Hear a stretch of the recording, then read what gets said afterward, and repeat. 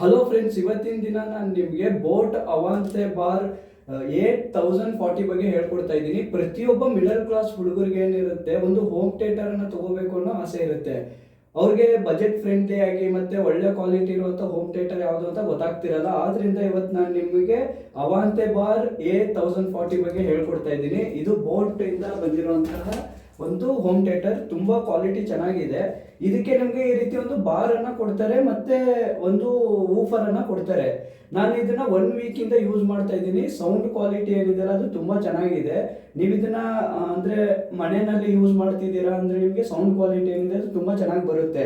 ನಿಮಗೆ ಇದು 40 ವ್ಯಾಟ್ ಅಲ್ಲೂ ಬರುತ್ತೆ, 50 ವ್ಯಾಟ್ ಅಲ್ಲೂ ಬರುತ್ತೆ. ಇದ್ರದ್ದು ಒರಿಜಿನಲ್ ಪ್ರೈಸ್ ಬಂದು 9000 ಆಗುತ್ತೆ. 9000 ಚಿಲ್ಲರೆ ಏನೋ ಆಗುತ್ತೆ. ನೀವು ಇದನ್ನ ಆನ್ಲೈನ್ ಅಲ್ಲಿ ಆರ್ಡರ್ ಹಾಕಿದ್ರೆ ನಿಮಗೆ ಅರೌಂಡ್ ಒಂದು 4000 3000 ಒಳಗಡೆ ಇದು ನಿಮಗೆ ಸಿಗುತ್ತೆ. ಇವಾಗ ಇದ್ರದ್ದು ಸೌಂಡ್ ಕ್ವಾಲಿಟಿ ಯಾವ ರೀತಿ ಇದೆ ಅಂತ ನಾನು ನಿಮಗೆ ತೋರಿಸ್ತೀನಿ. ಇದ್ರದ್ದು ಸೌಂಡ್ ಕ್ವಾಲಿಟಿನ ಇವಾಗ ನಾವು ನೋಡೋಣ. ಮೊದಲು ನೀವು ಇದನ್ನ ಬ್ಲೂಟೂತ್ಗೂ ಕನೆಕ್ಟ್ ಮಾಡ್ಬೋದು, ಮತ್ತೆ ಆಕ್ಸ್ ಇಂದನೂ ಕನೆಕ್ಟ್ ಮಾಡ್ಬೋದು. ನಿಮಗೆ ಕಂಫರ್ಟಬಲ್ ಆಗಿ ನೀವು ಯಾವ ರೀತಿ ಅದನ್ನ ನೀವು ಆಡಿಯೋನ ಕೇಳೋದಕ್ಕೆ ಇಷ್ಟಪಡ್ತೀರಾ ಆ ರೀತಿ ನೀವು ಯಾವುದಕ್ಕೆ ಬೇಕಾದ್ರೂ ಕನೆಕ್ಟ್ ಮಾಡ್ಬೋದು. ನಾನು ಇವಾಗ ಹೋಮ್ ಥಿಯೇಟರ್ನ ಮೊಬೈಲ್ನಂದು ಬ್ಲೂಟೂತ್ ಇಂದ ಕನೆಕ್ಟ್ ಮಾಡ್ಕೊಂಡಿದ್ದೀನಿ. ಇವಾಗ ನಾನು ನಿಮಗೆ ಸೌಂಡ್ ಕ್ವಾಲಿಟಿಯನ್ನು ತೋರಿಸ್ತೀನಿ, ನೋಡ್ಕೊಳ್ಳಿ ಯಾವ ರೀತಿ ಬರುತ್ತೆ.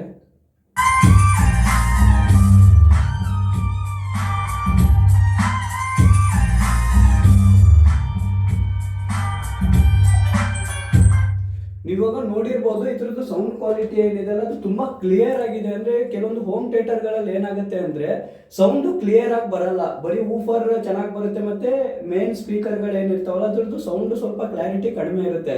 ಬಟ್ ಇದ್ರಲ್ಲಿ ಏನಪ್ಪಾ ಅಂದ್ರೆ ಊಫರ್ ಕೂಡ ತುಂಬಾ ಚೆನ್ನಾಗಿ ಸೌಂಡ್ ಮಾಡುತ್ತೆ, ಮತ್ತೆ ಈ ಸೈಡ್ ಸ್ಪೀಕರ್ ಗಳೇನವರು ಬಾರ್ ಕೊಟ್ಟಿದಾರಲ್ಲ ಇದ್ರಲ್ಲಿ ತುಂಬಾ ಕ್ಲಿಯರ್ ಆಗಿ ಸೌಂಡ್ ಬರುತ್ತೆ. ಅಂದ್ರೆ ಮ್ಯೂಸಿಕ್ ಆಗಿರ್ಬೋದು, ಹಾಡಾಗಿರ್ಬೋದು ತುಂಬಾ ಕ್ಲಿಯರ್ ಆಗಿ ಬರುತ್ತೆ. ಇದೇ ರೀತಿ ತುಂಬಾ ವಿಡಿಯೋಗಳನ್ನ ನೋಡ್ಬೇಕು ಅಂದ್ರೆ ಈ ಚಾನಲ್ ಅನ್ನ ಸಬ್ಸ್ಕ್ರೈಬ್ ಮಾಡ್ಕೊಳ್ಳಿ. ಇವಾಗ ನಾನು ನಿಮಗೆ ಇದ್ರದ್ದು ಕನೆಕ್ಷನ್ ಬಗ್ಗೆ ಹೇಳ್ಕೊಡ್ತೀನಿ, ನೋಡ್ಕೊಳ್ಳಿ. ಕನೆಕ್ಷನ್ ಏನೂ ಇಲ್ಲ, ತುಂಬ ಸಿಂಪಲ್ ಆಗಿದೆ. ಇದೇನಿದೆಲ್ಲ ಈ ಕೇಬಲ್ ಬಂದು ಊಫರ್ದು, ಇದು ಊಫರ್ ಔಟ್ ಇರುತ್ತೆ. ಇದನ್ನು ನೀವು ಇಲ್ಲಿ ಕನೆಕ್ಟ್ ಮಾಡ್ಕೋಬೇಕು.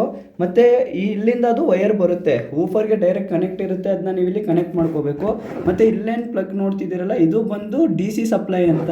ಇದು ಕೂಡ ಅಷ್ಟೇ ಊಫರಿಂದ ಡೈರೆಕ್ಟಾಗಿ ಇಲ್ಲಿಂದ ಬರುತ್ತೆ. ಮತ್ತು ಇಲ್ಲಿ ನೀವು ಮೇನ್ ಪವರ್ ಸಪ್ಲೈಯನ್ನು ಕೊಡಬೇಕು. ಈ ಎಲ್ಲ ಕೇಬಲ್ಸನ್ನು ಅವರು ನಿಮಗೆ ಬಾಕ್ಸಲ್ಲೇ ಕೊಟ್ಟಿರ್ತಾರೆ, ಮತ್ತು ಬಾಕ್ಸಲ್ಲಿ ನಿಮಗೆ ರಿಮೋಟ್ನು ಕೂಡ ಕೊಡ್ತಾರೆ. ಇದೊಂದು ತುಂಬ ಒಳ್ಳೆಯದು. ನೀವು ಎಲ್ಲೇ ಕೂತ್ಕೊಳ್ಬೇಕಾದ್ರೂ ಇದನ್ನು ಕಂಟ್ರೋಲ್ ಮಾಡ್ಬೋದು.